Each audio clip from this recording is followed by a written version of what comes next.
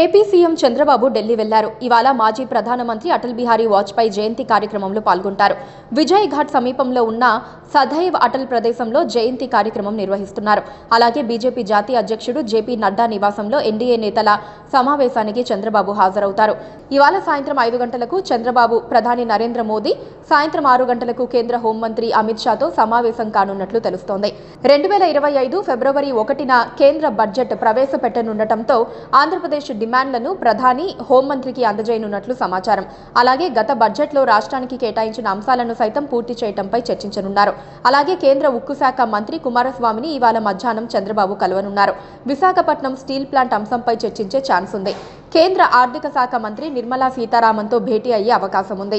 అలాగే ఇవాళ మధ్యాహ్నం 12:30 గంటలకు బీజేపీ అధ్యక్షుడు జేపీ నడ్డా నివాసంలో ఎన్డీఏ రాష్ట్రాల ముఖ్యమంత్రులు, ముఖ్య నేతల సమావేశం ఏర్పాటు చేశారు. ఈ కార్యక్రమానికి ముఖ్యమంత్రి చంద్రబాబు పాల్గొంటారు.